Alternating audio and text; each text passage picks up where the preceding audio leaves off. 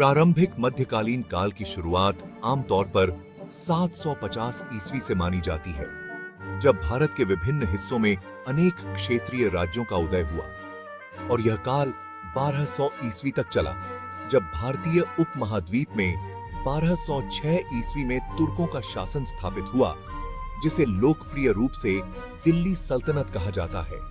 इस काल को उत्तरी भारत में मुख्यतः संघर्ष का युग या कहें कि एज ऑफ कॉन्फ्लिक्ट कहा जाता है।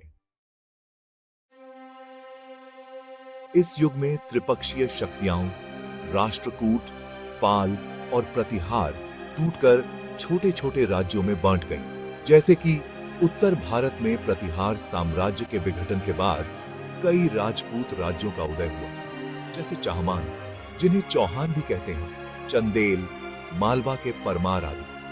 इन राज्यों ने 11वीं और 12वीं शताब्दियों में उत्तर पश्चिम से आने वाले तुर्की आक्रमणों जैसे महमूद गजनवी और मोहम्मद गौरी का सामना किया, परंतु आपसी एकता की कमी के कारण अंततः वे पराजित हो गए।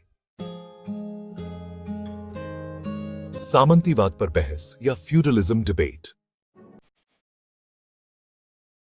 पश्चिम में रोमन साम्राज्य के पतन के बाद उत्तराधिकारी राज्यों ने राजनीतिक स्थिरता बहाल की।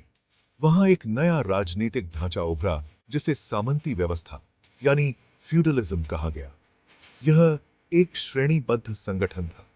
सबसे ऊपर राजा होता था, फिर उसके नीचे बड़े जागीरदार, जिन्हें ड्यूक और अर्ल्स कहा जाता था, उसके बाद छोटे जागीरदार यानी बैरन्स, और आखिर में सबसे निचले स्तर पर शूरवीर या नाइट्स होते थे।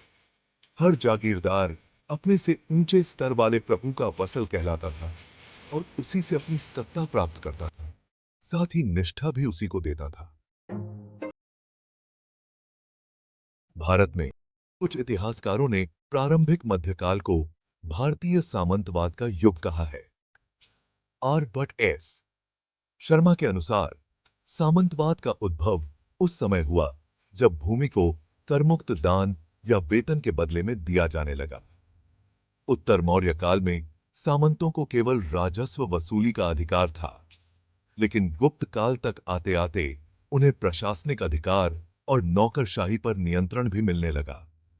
शर्मा के मुताबिक इस काल में शहरीकरण और व्यापार का ह्रास तथा बलात् श्रम की प्रथा भी देखने को मिलती है, जो यूरोप के सामंतवाद की भी विशेषताएं थीं। BNS यादव ने भूमिदान और राजनीतिक विकेंद्रीकरण को भारतीय सामंतवाद के मुख्य पहलू माने। वहीं BD चट्टोपाध्याय इससे असहमत हैं। उनके अनुसार केवल भूमिदान के आधार पर सामंतवाद की व्याख्या नहीं की जा सकती।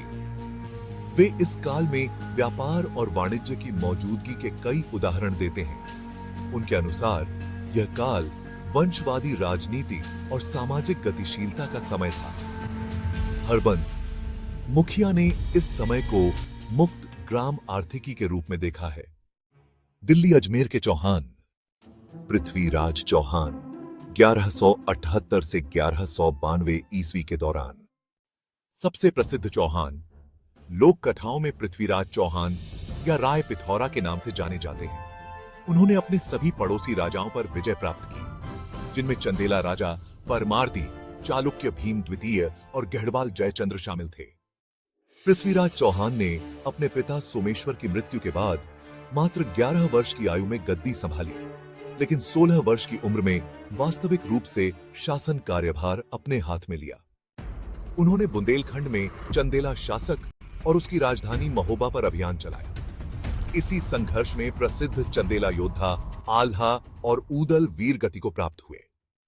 उन्होंने 1291 ईस्वी में तराइन के प्रथम युद्ध में मोहम्मद गौरी को हराया, लेकिन 1292 ईस्वी में तराइन के दूसरे युद्ध में गौरी ने उन्हें पराजित किया और बाद में उनकी हत्या कर दी। उनके दरबार में दो महान कवियों ने रचनाएं की, चंदबरदाई ने पृथ्वीराज रासो और जयनेका ने पृथ्वीराज विजय।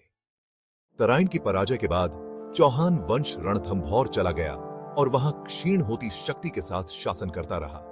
अंततः 1301 ईस्वी में अलाउद्दीन खिलजी ने रणथंभौर पर विजय प्राप्त कर चौहान शक्ति के अंतिम गढ़ को समाप्त कर दिया। 2.2 पाल वंश। पूर्वी भारत में राजा शशांक की मृत्यु यानी 637 ईस्वी के बाद बंगाल और आसपास के क्षेत्रों में राजनीतिक अराजकता फैल गई।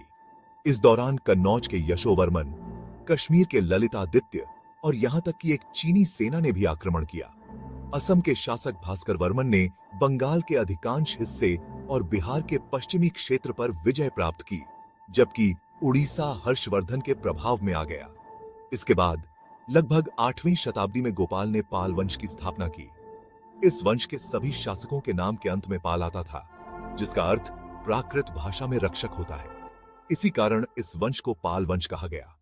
गोपाल लगभग 750 ईस्वी के आसपास धर्मपाल के खलिमपुर ताम्रपत्र अभिलेख के अनुसार लोगों को मत्स्य न्याय यानी अराजकता का समय, जब बड़ी मछली छोटी मछली को निगल जाती है, उससे बचाने के लिए राज्य के प्रमुख लोगों ने गोपाल को राजा चुना। गोपाल ने मगध के उत्तर गुप्तों और पूर्वी बंगाल की खड्ग वंश को हटाकर सत्ता प्राप्त की। वे बौद्ध धर्म के अनुयायी थे। बौद्ध विद्वान तारनाथ के अनुसार गोपाल ने ओदंतपुरी विहार नामक प्रसिद्ध मठ का निर्माण भी करवाया। धर्मपाल 770 से 810 ईस्वी तक शुरुआत में वे प्रतिहारों और राष्ट्रकूट शासक ध्रुव से पराजित हुए, लेकिन बाद में उन्होंने उत्तरी भारत के बड़े भाग पर विजय प्राप्त कर पाल साम्राज्य को चरम पर पहुंचाया। कहा जाता है कि उन्होंने कन्नौज में एक विशाल दरबार आयोजित किया, जिसमें अनेक सामंत राजा शामिल हुए। धर्मपाल ने अपनी शक्ति दिखाते हुए वहां अपने कठपुतली शासक चक्रायुध को कन्नौज के सिंहासन पर बैठाया। इस प्रकार कन्नौज उनकी अधीनता में आ गया। उनके प्रत्यक्ष नियंत्रण में बंगाल और बिहार थे। आर्ज किक्की उन्होंने बिहार के भागलपुर के पास विक्रमशिला विश्वविद्यालय की स्थापना की। नालंदा की तरह यह भी भारत और तिब्बत से आए छात्रों के लिए शिक्षा का बड़ा केंद्र था। यहां संस्कृत ग्रंथों का तिब्बती भाषा में अनुवाद हुआ। महिपाल प्रथम यानी 977 से 1027 ईस्वी तक पाल साम्राज्य के शासक रहे। कुछ समय की कमजोरी के बाद उनके शासन में पाल साम्राज्य की स्थिति काफी हद तक सुधरी। उन्होंने बंगाल और बिहार में पाल शक्ति को चोल आक्रमणों से बचाया, लेकिन आखिरकार उन्हें राजेंद्र चोल से पराजय का सामना करना पड़ा। रामपाल, जिनका शासन 1072 से 1126 ईस्वी तक रहा, पाल वंश के अंतिम शक्तिशाली शासक माने जाते हैं। उन्होंने कामरूप और कलिंग पर फिर से अधिकार किया और 11वीं शताब्दी में पाल शक्ति को कुछ हद तक पुनर्जीवित किया। उनका उल्लेख संध्याकर नंदी की रचना रामचरिता में भी मिलता है, जिसमें कैवर्त किसान विद्रोह का वर्णन है। लेकिन बाद में सेन वंश के शासक विजय सेन ने पाल साम्राज्य को अपदस्थ कर दिया। इस प्रकार दक्षिण एशिया में बौद्ध धर्म का अंतिम बड़ा साम्राज्य समाप्त हो गया। पाल वंश का योगदान वाकई महत्वपूर्ण रहा। उन्होंने बंगाल में शांति और समृद्धि स्थापित की, सोमपुर महाविहार जैसे भव्य मंदिरों और मठों का निर्माण किया। साथ ही नालंदा और विक्रमशिला विश्वविद्यालय का संरक्षण भी किया। बंगाल के इतिहास में पाल काल को स्वर्ण युग माना जाता है। इस काल में राजपूत शब्द प्रचलन में आया, जो कुछ खास वंश आधारित कुलों को संदर्भित करता है। राजपूत समाज की नींव कुल पर आधारित थी।